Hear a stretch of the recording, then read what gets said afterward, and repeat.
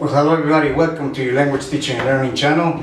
My name is Santiago, and well, today I'm in a new studio. Actually, it's not a studio, this is my daughter's room, just to add a little bit of variety to the presentations here. I hope to have the opportunity to do one of the videos from outside when it's a nice and sunny day, so you can enjoy the nature that we have around here. I'd like to welcome Ronald Rodriguez to the channel, and please remember, if you have any comments, questions, suggestions, something that you'd like to see on the channel, make sure you write it on the notes so that I can look into it, and we will learn and grow together. And if you haven't subscribed to the channel yet, please do so, and I'm very sure you will benefit from it.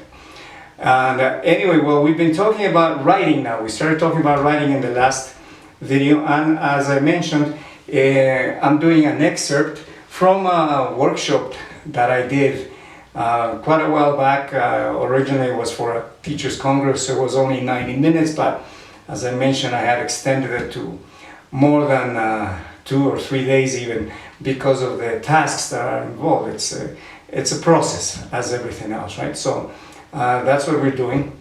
And in the last video, one of the last things that we mentioned, though I should have given more attention to it, is please emphasize the use of translators to students, okay?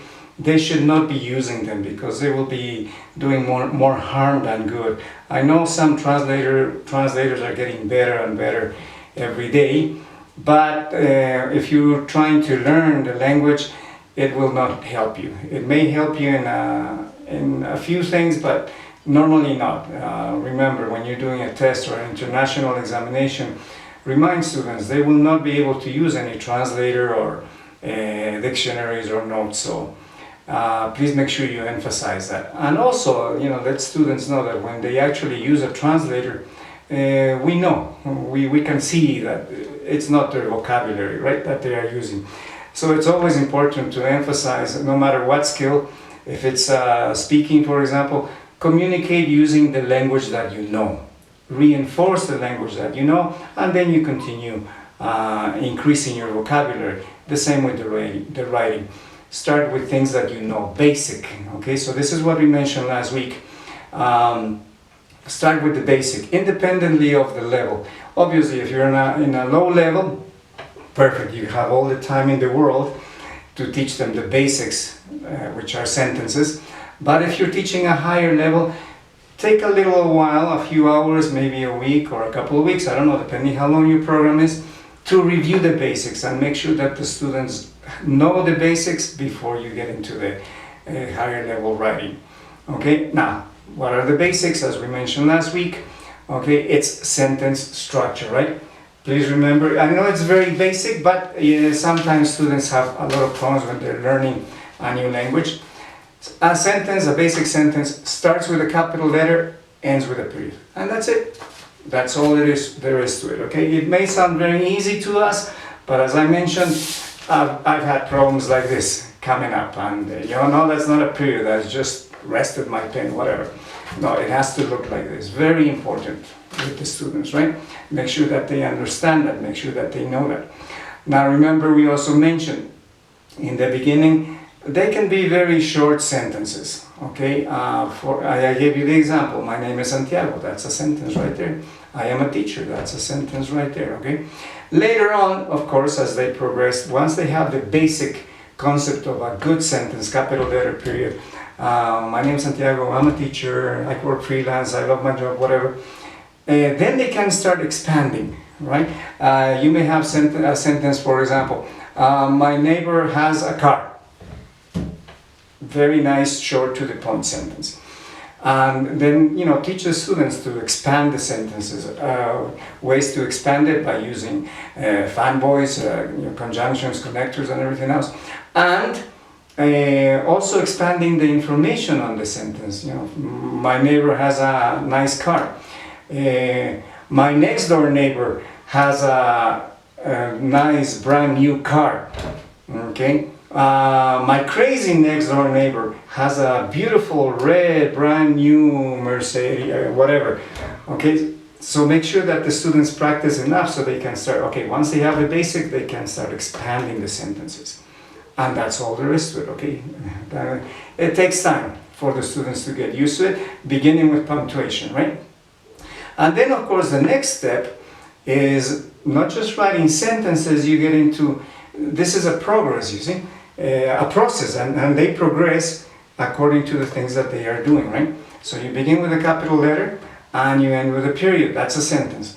And then you join sentences, and then you have a paragraph.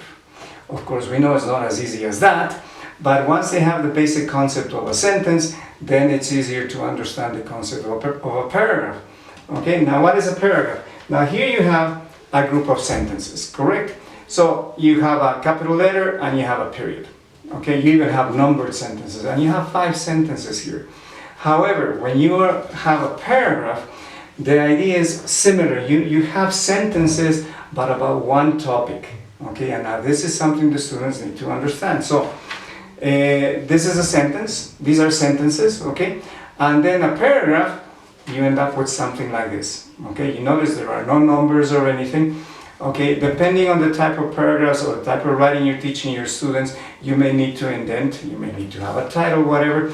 But the basic concept, the most important is, remember, capital letter, period. And then you start a new sentence, capital letter, period. Capital letter, period, and so on. So they need to see the difference between individual sentences and a paragraph. A paragraph is a group of sentences about one specific topic. Okay, and this is something that the students need to understand. Okay, the sentences cannot be independent, they cannot be about whatever. They need to be about one specific topic. Okay, and that's the basic structure of a paragraph. Now, as I mentioned, once the students know the basic structure of a sentence, then you work into paragraph. In the beginning, it'll be as easy as that. Then later on, of course, then you start making sure that they have the correct structure of a paragraph, right? So you have a topic sentence, and then 3 supporting ideas, at least, and then a concluding sentence, right? A conclusion. So a basic paragraph is 5 sentences, that's it, you see? But they need to grasp that. Okay, the same as with the sentences, capital letter, period, and just that needs to make sense. Short sentences in the beginning, you expand later on. It's the same with a paragraph. In the beginning, okay, you just have 5 sentences about the same topic. Then as you progress, you show them, okay, you need a topic sentence, all right, then you have 3 supporting ideas supporting the topic or related to the topic, and then the conclusion, right? So then you have 5 sentences, and that's the basic paragraph, right? That would be the introduction, supporting ideas, and conclusion. That would be the basic paragraph. Now, the basic structure does not change, even though it may expand, the same as the sentence, right? My neighbor has a new car, or my neighbor has a nice car. The basic concept of the sentence doesn't change if it make it longer, right? My crazy neighbor has a brand new whatever car. The basic concept of the sentence has not changed. It's the same with a paragraph. You may expand the sentences, make them bigger, you may join them, but in the end, the basic concept of the paragraph is the same. So you have the introductory paragraph, supporting ideas, and the conclusion. If you want to make the paragraph longer, then you teach them after a while of practicing. Yes, topic sentence, supporting idea, example, supporting idea, example, supporting idea, example, and then conclusion. You see, now you have 8 sentences. That's the easiest basic concept, okay? Of course, as I mentioned, this is a process, right? And as they progress, they become, their paragraphs, their sentences, their paragraphs become a little more advanced, more complete, more complex, okay? And you may have students coming up to you and say, hey teacher, you told me that this is the structure. You have a topic sentence, and then you have supporting ideas, and then you have the conclusion. But look, I found this paragraph, and there is no topic sentence in the beginning. Then we get into more advanced, We already know this is the easiest way to learn. However, we can explain to them later on that sometimes you don't need to have the topic sentence in the beginning. It could be somewhere in the middle. It could be the end, part of the conclusion. Or it could be, maybe we don't have a topic sentence, what we call an implied topic sentence, okay?